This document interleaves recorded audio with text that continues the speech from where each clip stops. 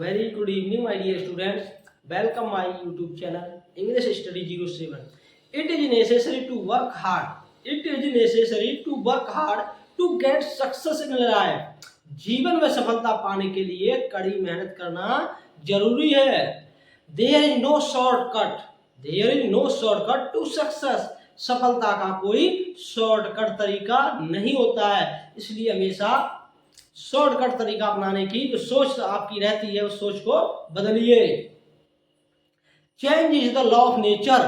बदलाव प्रकृति का नियम है. तो हम तो इंसान हैं, तो हम लोग क्यों नहीं बदल सकते हैं. इसलिए शॉर्टकट जो तरीका अपनाते हैं उसको अपनाना बंद करें. जो भी सिलेबस है उसको डिटेल से पढ़ेंगे तो आपका जो परीक्षा के समय आप ये लोग कहते हैं कि सर जो पढ़ा था जो याद किया वो नहीं आया, आएगा कहाँ से, क्योंकि आपने शॉर्टकट तरीका अपनाया था कि टिक लगा दो सर ये जो आए. ठीक है, ऐसे परीक्षा पास अच्छे मार्क्स से नहीं की जाती है. इसलिए कड़ी मेहनत करते रहिए और जो सिलेबस है उसको डिटेल से विस्तार से पढ़ते रहिए. आज सीखेंगे एडजेक्टिव क्लॉज. टॉपिक चल रहा है कॉम्प्लेक्स सेंटेंसेस. क्या चल रहा है? Complex sentences. उसमें 3 क्लॉज बताई थी, नाउन क्लॉज, एडजेक्टिव क्लॉज और तीसरी थी एडवर्ब क्लॉज. नाउन क्लॉज को पिछले वीडियो में सीखा था.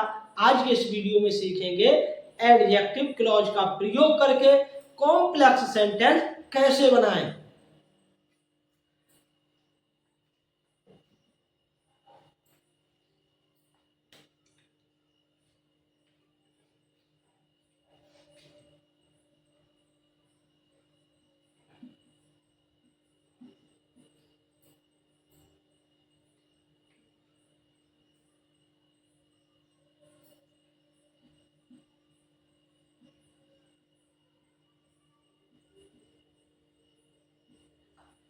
एडजेक्टिव क्लॉज का प्रयोग करके क्या बनाएंगे? कॉम्प्लेक्स सेंटेंस, मिश्रित वाक्य. ठीक है,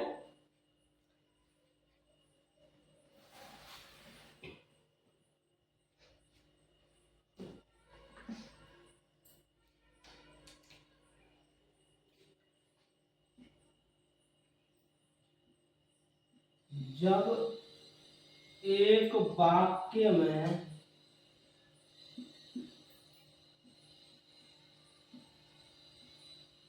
आए हुए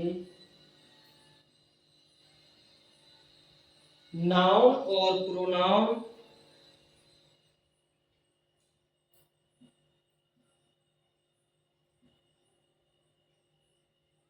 ठीक है, जब एक वाक्य में आए हुए नाउन या प्रोनाउन के लिए दूसरे वाक्य में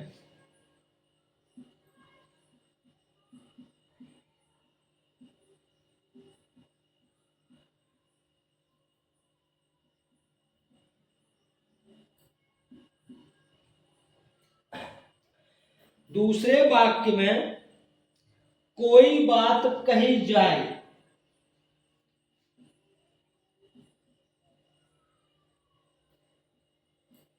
कोई बात कही जाए. ठीक है, जब एक वाक्य में आए हुए नाउन या प्रोनाउन के लिए दूसरे वाक्य में कोई बात कही जाए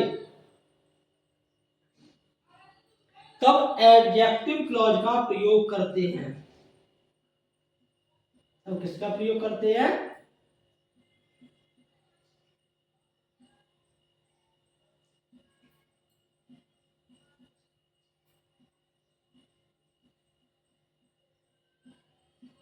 ठीक है, जब एक वाक्य में आए हुए नाउन या प्रोनाउन के लिए दूसरे वाक्य में कोई बात कही जाए तब क्या करेंगे? एडजेक्टिव क्लॉज का प्रयोग करेंगे. ठीक है,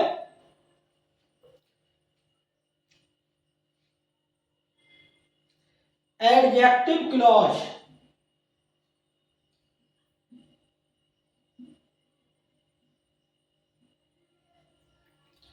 एडजेक्टिव क्लॉज किसी रिलेटिव प्रोनाउन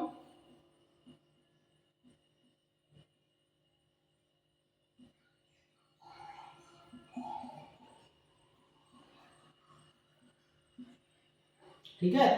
एडजेक्टिव क्लॉज का आरंभ किससे करेंगे? एडजेक्टिव क्लॉज किसी रिलेटिव प्रोनाउन या रिलेटिव एडवर्ब से शुरू होता है, या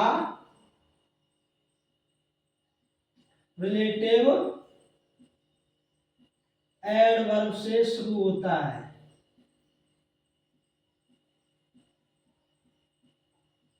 ठीक है।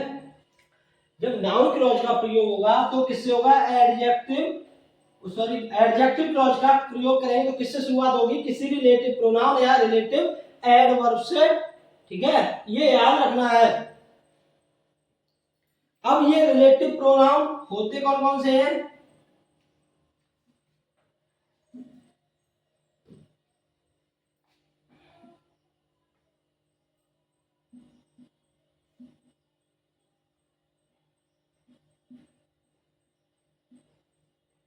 ठीक है।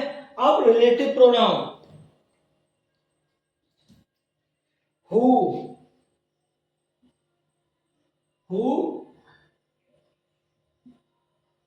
जो,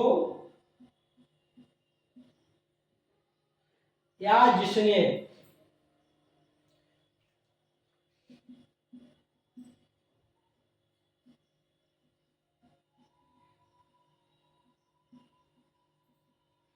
हु, जिसे,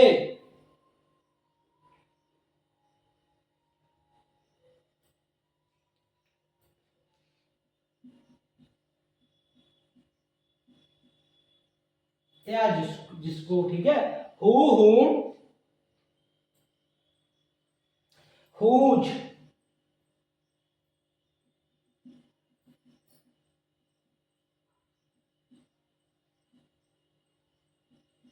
जिसका। ठीक है। हु मीन्स जो, जिसने, हुम जिसे या जिसको, हु जिसका,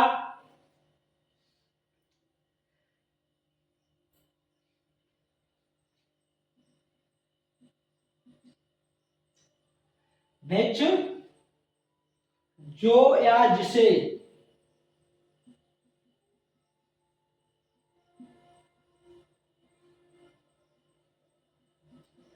व्हाट जो कुछ, और दैट। ठीक है, दैट जो। ये क्या हुए हमारे रिलेटिव प्रोनाउन। एडजेक्टिव क्लॉज का प्रयोग करेंगे तो उसमें क्या क्या आएंगे? रिलेटिव प्रोनाउन आएगा। क्या आएगा? रिलेटिव प्रोनाउन और रिलेटिव एडवर्ब। अब रिलेटिव प्रोनाउन पता नहीं था इसलिए यहां समझा दिया। रिलेटिव प्रोनाउन हु, जिसका निकालेंगे आएगा जो या जिसने, हुम जिसे या जिसको, हुज जिसका, विच जो या जिसे, व्हाट जो कुछ, दैट जो। अब रिलेटिव एडवर्ब,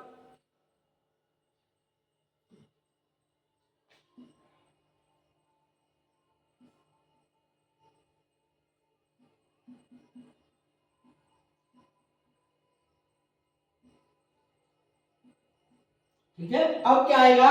रिलेटिव एडवर्ब। इसमें आएगा सबसे पहले वेयर, वेयर जहां, व्हेन जब,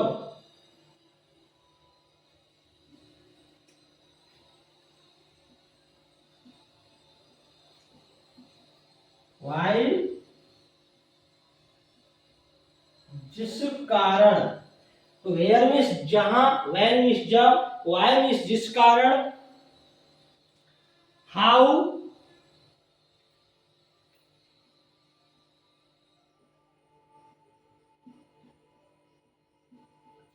जैसे या जिस तरह। ठीक है। तो ये हुए हमारे रिलेटिव एडवर्ब। वेयर जहां, व्हेन जब, व्हाई जिस कारण, हाउ जैसे या जिस तरह। नाउन क्लॉज का जब अनुवाद करते हैं, नाउन क्लॉज का जब अनुवाद करते हैं उसमें क की ध्वनि आती है। कि कहां, कि कैसे, कि कौन। ठीक है। जब एडजेक्टिव क्लॉज का प्रयोग करके जब उसका अनुवाद करेंगे तो ध्वनि किसकी आएगी? ज की। इसकी ज। जैसे जो में जा आ रहा है, जिसने में ज, जिससे में ज, यानी इसमें ज की ध्वनि आएगी। नाउन क्लॉज में क की ध्वनि आएगी। ठीक है।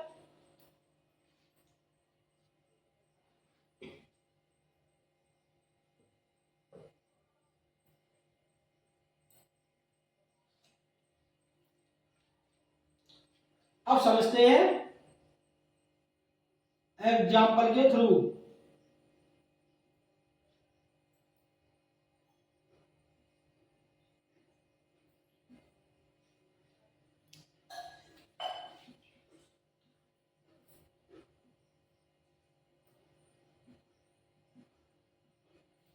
She had a mobile.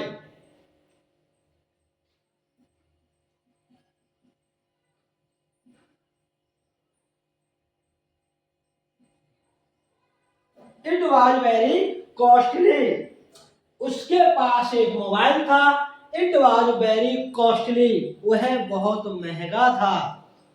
अब इन दोनों वाक्यों को जब कॉम्प्लेक्स बनाएंगे, मिश्रित वाक्य करेंगे, तो अब रिलेटिव प्रोनाउन या रिलेटिव एडवर्ब का ही प्रयोग करेंगे। किसका करेंगे? रिलेटिव प्रोनाउन, रिलेटिव एडवर्ब का।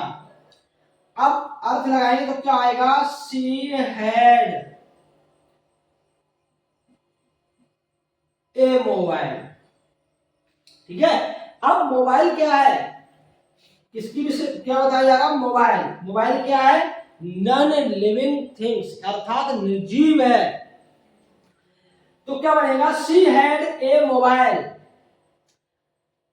विच का प्रयोग करेंगे निर्जीव चीज के लिए। जो आ रहा है तो which was very costly.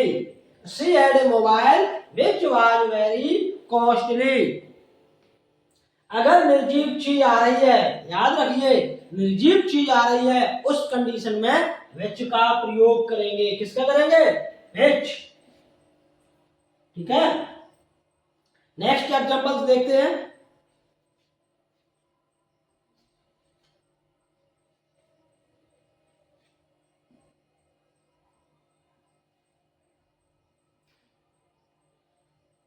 We saw a beggar. हमने एक भिखारी देखा। क्या देखा? एक भिखारी देखा। He was blind.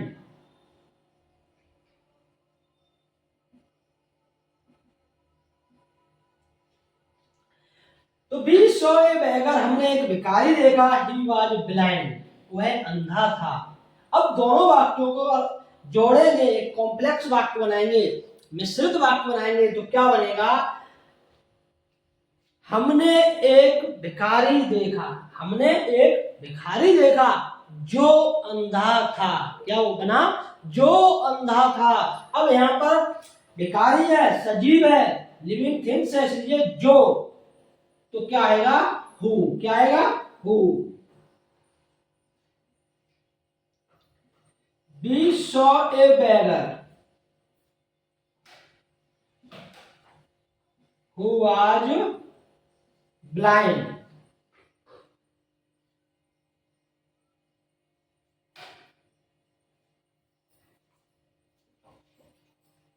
तो we saw a beggar who was blind, ये क्या बना हमारा? कॉम्प्लेक्स। आप लोग कंफ्यूज हो जाओगे जब सिंपल पढ़ने वाले कॉम्प्लेक्स पढ़ते हो, तो कंफ्यूजन हमेशा अक्सर बच्चों में आती है। क्यों आती है? परीक्षा में पूछा गया complex.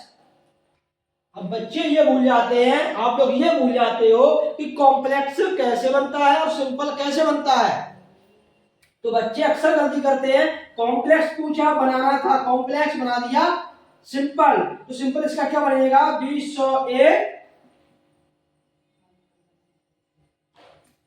We saw a blind beggar.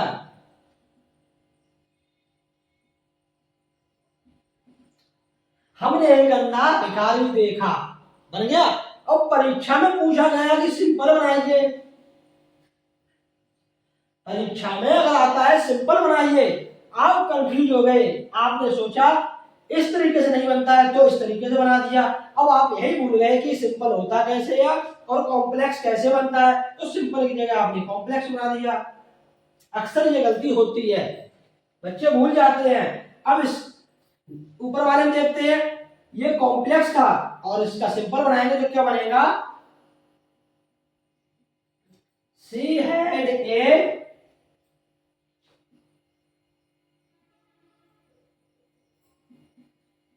Very costly mobile, उसके पास एक बहुत महंगा मोबाइल था, सिंपल बन गया। तो इस बात पर आपको विशेष ध्यान रखना है, परीक्षा में अगर सिंपल पूछा जा रहा है तो सिंपल ही बनाएं, कॉम्प्लेक्स पूछा जा रहा है तो कॉम्प्लेक्स ही बनाएं। सिंपल सेंटेंस किसे कहते हैं, सिंपल सेंटेंसेस में एक फिनिट वर्ब अवश्य होती है, ठीक है, और कॉम्प्लेक्स में एक प्रिंसिपल क्लॉज होगी और दूसरा सबऑर्डिनेट क्लॉज अवश्य होगी, ये आप ध्यान रखना। ना फिर सिंपल की जगह आप कर दो कॉम्प्लेक्स और कॉम्प्लेक्स की जगह कर दो simple.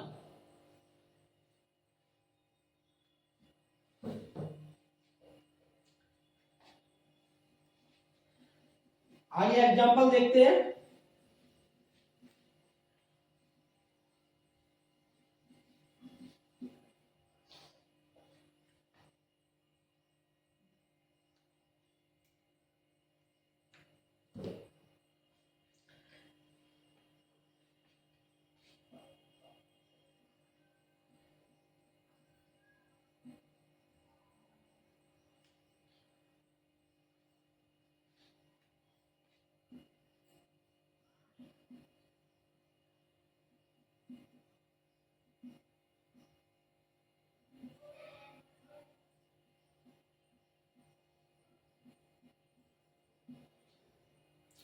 I saw a girl yesterday, मैंने कल एक लड़की देखी, शी वॉज वेरी ब्यूटीफुल, वो बहुत सुंदर थी। मैंने कल एक लड़की देखी, जब कॉम्प्लेक्स करें क्या बनेगा, मैंने कल एक लड़की देखी जो बहुत सुंदर थी, क्या बनेगा, जो बहुत सुंदर थी। अब जब लड़की है सजीव है, तो जब सजीव आएगा जो के अर्थ में या जिसने के अर्थ में हु लगाएंगे, अगर निर्जीव आ रहा है तो लगाएंगे which। I saw a girl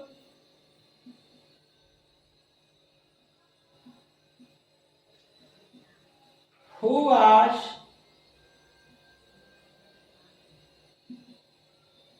very beautiful, ठीक है। I saw a girl yesterday who was very beautiful।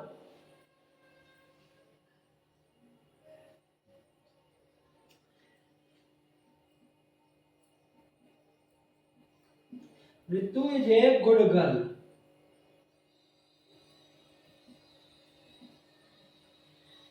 ठीक है। Her father is a doctor,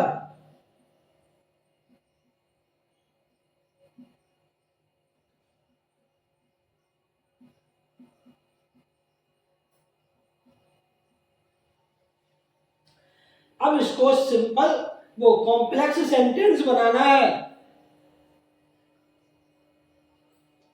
अब Ritu is a good girl, her father is a doctor, अब क्या बनेगा, ऋतु। अब जिसके पिता, जिसके देखिए कहां आ रहा है, जिसके पिता, जिसका या जिसकी या जिसके, तो किसका प्रयोग करेंगे, हुज का प्रयोग करेंगे। ऋतु हुज फादर, ऋतु जो है जिसके पिता क्या है, इज ए डॉक्टर, ठीक है। Ritu whose father is a doctor, Ritu जिसके पिता एक डॉक्टर है। अब इज ए गुड गर्ल, वह अच्छी लड़की है, इज ए गुड गर्ल। ठीक है, अब इसमें हुज का प्रयोग हो गया है। ऋतु जिसके पिता एक डॉक्टर हैं, एक अच्छी लड़की है। कौन? ऋतु। ऋतु एक अच्छी लड़की है जिसके पिता एक डॉक्टर हैं।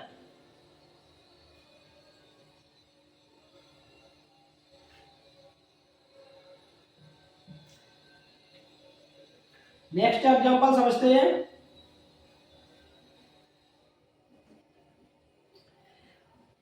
सिंपल सेंटेंसेस, कॉम्प्लेक्स सेंटेंसेस का आप जितना रिवाइज करेंगे उतना ही आपके लिए अच्छा रहेगा।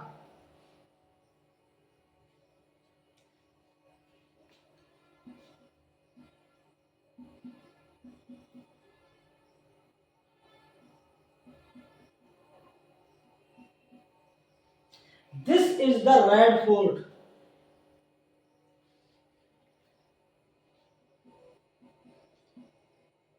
It was built by Akbar. ठीक है, this is the Red Fort, यह लाल किला है। जितनी भी हिस्टोरिकल बिल्डिंग्स होती हैं उनसे पहले आर्टिकल द का प्रयोग होता है, ये याद रखना। It was built by Akbar, इसे अकबर के द्वारा बनाया गया। अब बिल्डिंग है, इमारत है, ये निर्जीव है। कैसी है? निर्जीव है। तो किसका प्रयोग करेंगे? विच का प्रयोग करेंगे।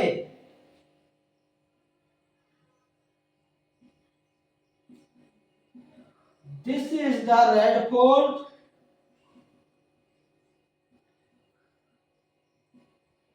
यह लाल किला है। विच वाज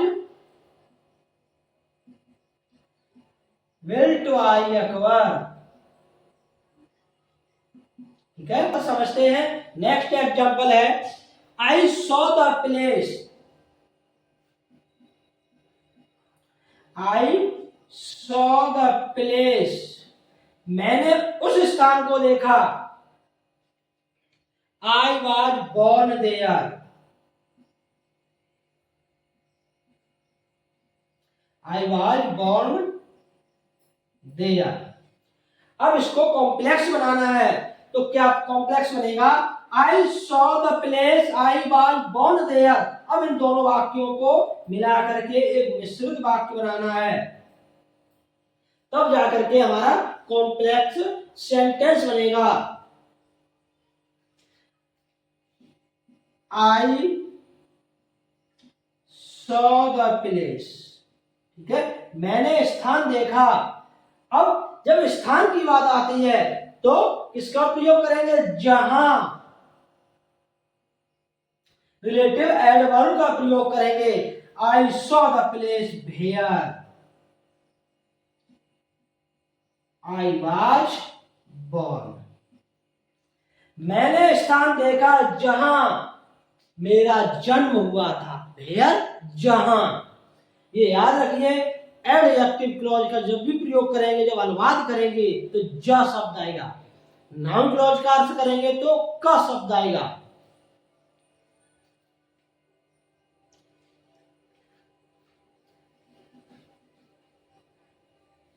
अब समझते हैं नेक्स्ट एग्जांपल।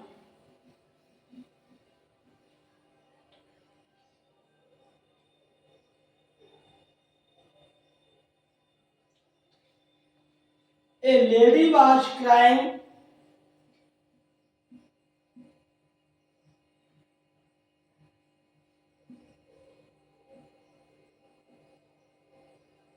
loudly, एक महिला बहुत तेज चिल्ला रही थी, अर्थात रो रही थी।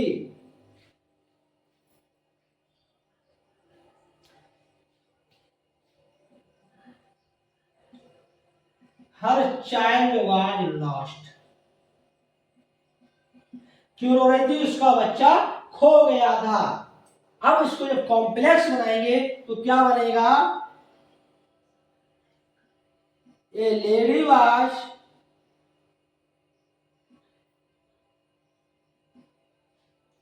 क्राइंग लाउडली, एक महिला बहुत तेज से रो रही थी। क्यों रो रही थी? जिसका बच्चा, क्या बनेगा? whose child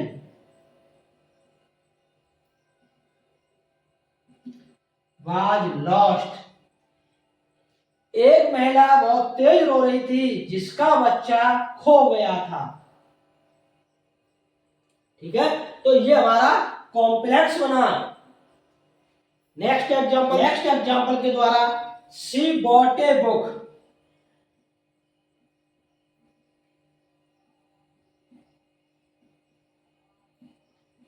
she bought a book, उसने एक पुस्तक खरीदी। It was very interesting.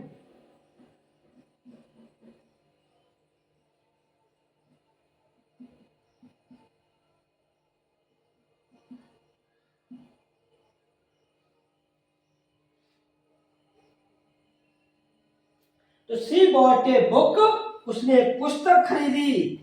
It was very interesting, वो बहुत रुचिकर थी, उसमें बहुत आनंद आ रहा था।